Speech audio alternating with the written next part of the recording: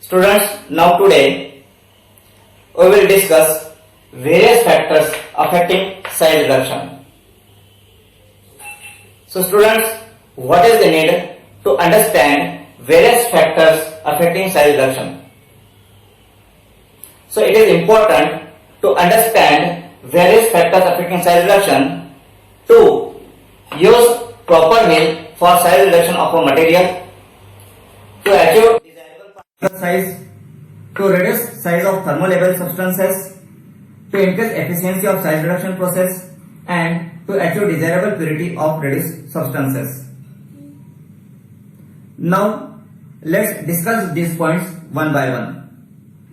The first point is to use proper mill for size reduction of a material. Students, tell me, do you use flour mill to produce chili powder, or do you use mixers in kitchen to produce wheat flour? No, flour mills are not used to produce chili powder and mixers are not used to produce wheat flour. The selection of a mill or an equipment or instrument or apparatus for the size reduction of a material depends upon the properties of that material. So what are these properties? We will study it after some time in this lecture. Now the second point, to achieve desirable particle size. Students, tell me, can you use ball mill, hammer mill, cutter mill to produce nanoparticles? No, you can't. To produce nanoparticles, you have to use a machine like high pressure homogenizers. Now the third point, that is to reduce size of thermolabile or heat sensitive materials. Students, as you know that heat is generated during the process of size reduction. This heat can degrade the thermolabile material such as vitamins and antibiotics. To reduce the size of such thermolabile materials, we should use such a mill which has an arrangement to control the temperature. Now the next point is to increase efficiency of size reduction process. So now tell me, what will happen if you use mixers to produce wheat flour? The process is energy inefficient. It will require high electricity, high energy. So it is not feasible. Now the next is to achieve desirable purity of reduced substances. So students, there are many drugs which are used in very low amount, in trace amount. Their dose is near about 10 to 15 micrograms. For example, contraceptive drugs. Contraceptives are the agents which prevent pregnancy. Such drugs must be available in their highest pure form. Their purity must be near about 100%.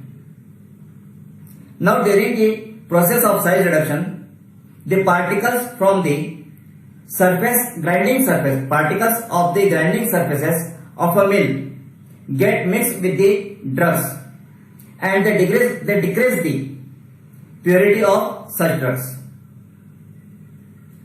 So these are the points for which we must understand the various factors affecting size reduction. So students, now let's discuss these factors one by one. So the first factor is hardness.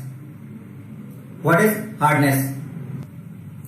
Hardness is the resistance of a material to deformation. What is hardness? Hardness is resistance of a material to deformation. Now, what is deformation? Deformation is changes in shape or form of an object due to the application of force or forces. So what is deformation? Changes in shape or form of an object due to the application of force or forces. Hard materials are difficult to reduce in size. They require more energy as compared to soft material. But the hard materials with brittleness such as glass and potato chips present no problem in size reduction. The second factor is stickiness. Stickiness is a property of a material to stick or adhere to the machine parts during size reduction and they block the parts. Also, they can choke the meshes of the screen. Sticky material such as gums and resins may get softened or melt by the heat produced during the process of size reduction. This can produce difficulty in their size reduction. Next factor, abrasiveness. Abrasives are the materials used for polishing, smoothing and grinding other substances. Calcium carbonate, diabasic calcium phosphate, etc. are used as abrasives in dental products. Dental products polish the teeth. Abrasives are hard material, generally from mineral origin.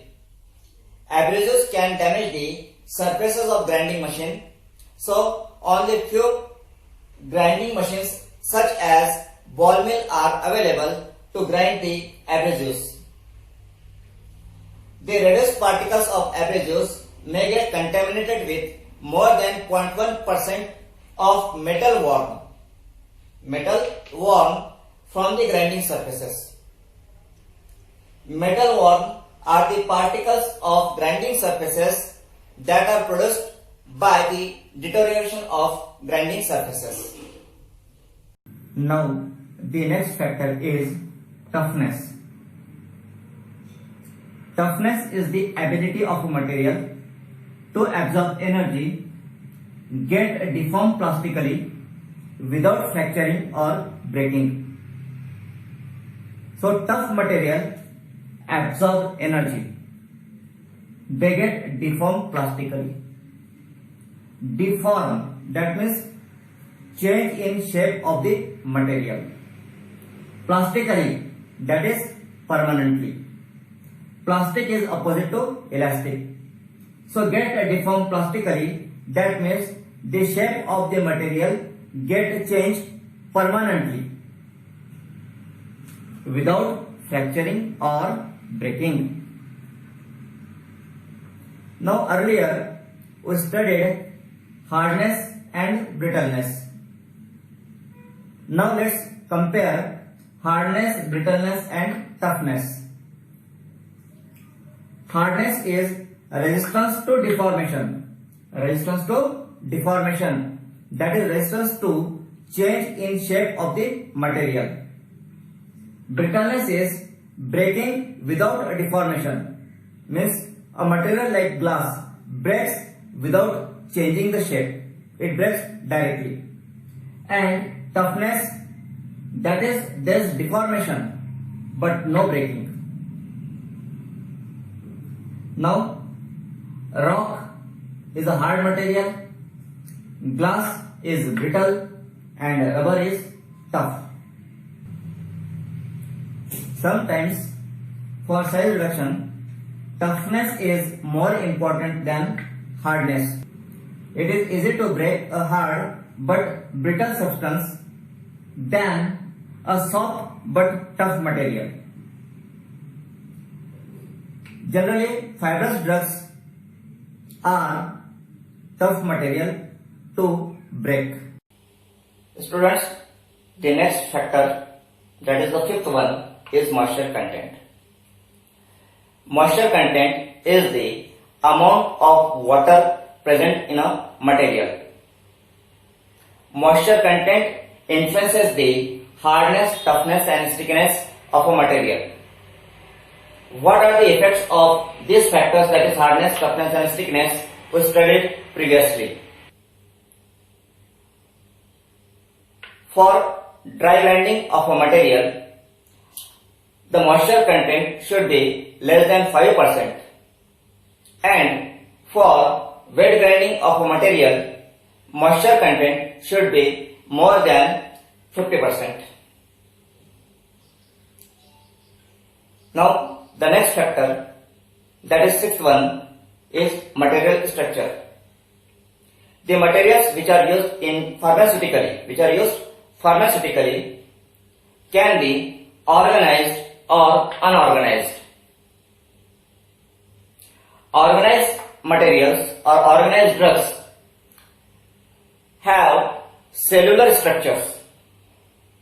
They are from living system. They are the parts of plant, animals, such living systems. And unorganized drugs do not contain cellular structure. They are simply chemicals or minerals. They can be chemical or mineral or purely synthetic compounds.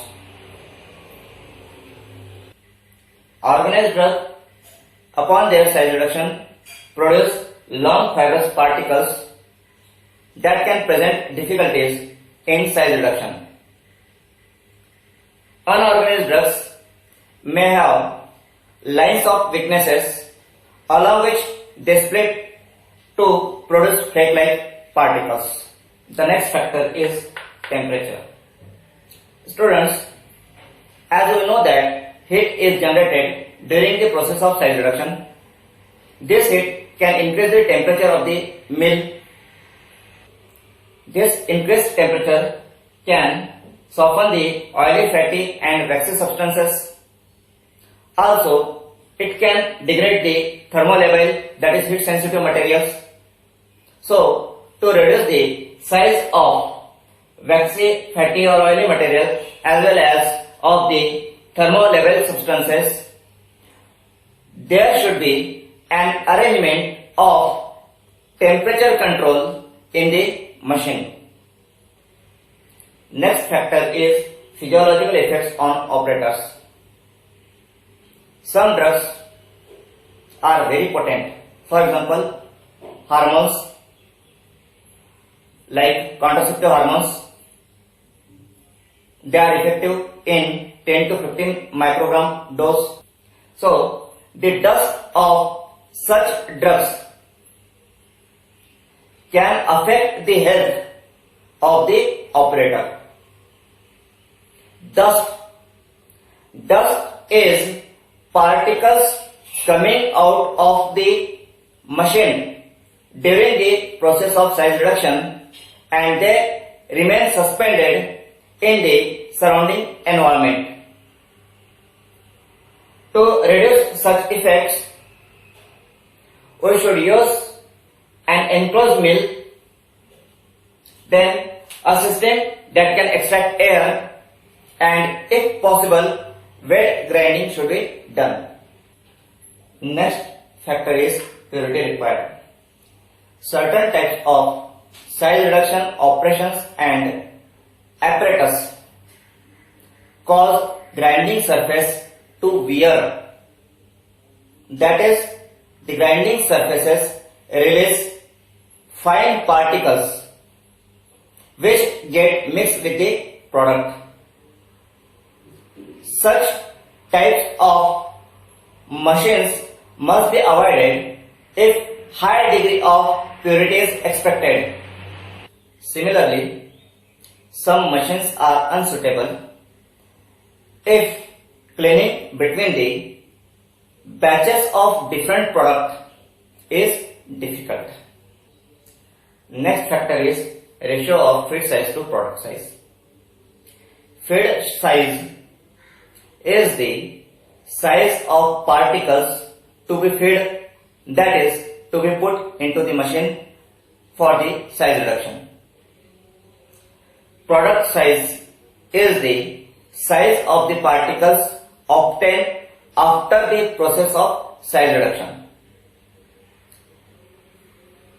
The machines that produce a fine product generally need a small feed size. Now the next factor is bulk density. Bulk density is the mass of many particles divided by the total volume they occupy. The output of size reduction of a material in a machine depends on the bulk density of that material.